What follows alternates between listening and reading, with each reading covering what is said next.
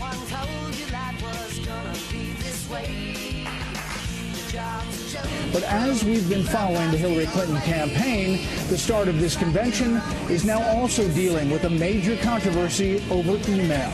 This time it's not about Benghazi, state secrets, or even yoga classes. These are DNC emails from Democratic Party leaders who seemingly conspired to promote the Clinton campaign at the expense of Senator Bernie Sanders. Tonight, this scandal has cost the chair of the party her job, just one day before she was set to gavel this convention into order.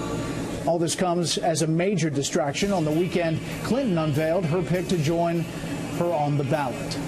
Let's get right to Chief Washington correspondent James Rosen and the ramifications from what appears to be weighting the party scales against the Sanders campaign from the beginning. And James, he suspected it all along.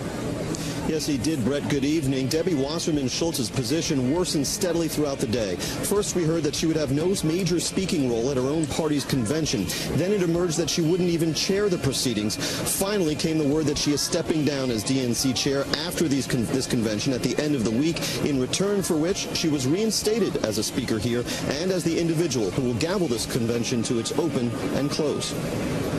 The stunning fall of Democratic Party Chair Debbie Wasserman Schultz, one day after she campaigned with the party's newly minted ticket, reflected continued fallout from the publication online of nearly 20,000 internal DNC emails by WikiLeaks. Their authenticity unchallenged, the emails catalog the contempt senior DNC officials held for Bernie Sanders,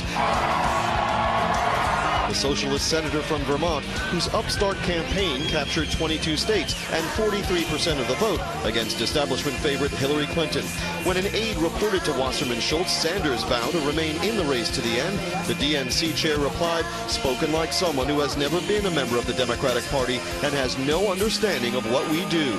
Wasserman Schultz derided Sanders' campaign manager Jeff Weaver as alternately a damn liar, scummy, and an ass. In May, the party's chief financial officer suggested to 3 other top DNC officials that Sanders' religion be used against him in southern states.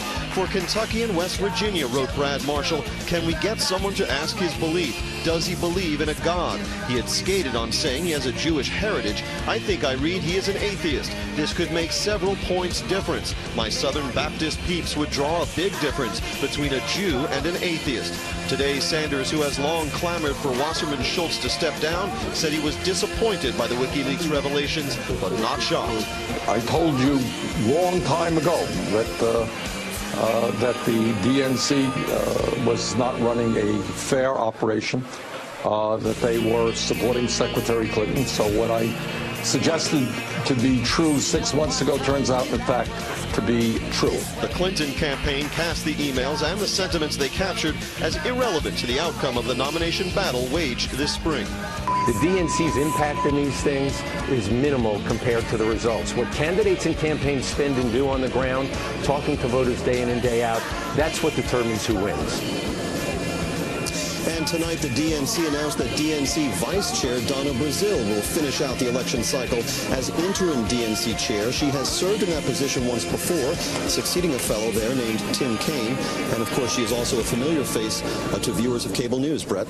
And, James, there's some evidence tonight in those WikiLeaks emails, which you uncovered, showing that Donna Brazile might not be entirely acceptable to the Sanders folks either.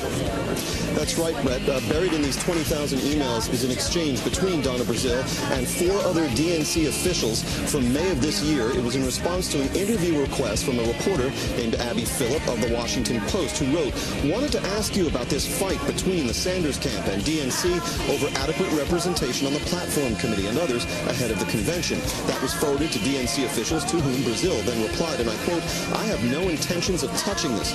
Why? Because I will cuss out the Sanders camp. And an exclamation mark there, Brett. So this will be anything but, it seems, a dull convention. Brett? Yeah, starting out that way. James, thank you.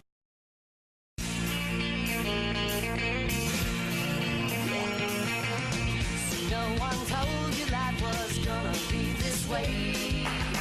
Your job's a joke, you broke. Your love life's the old way. It's like you're always stuck in second gear. When it hasn't been your day, week, your month, even your year. But I'll be there.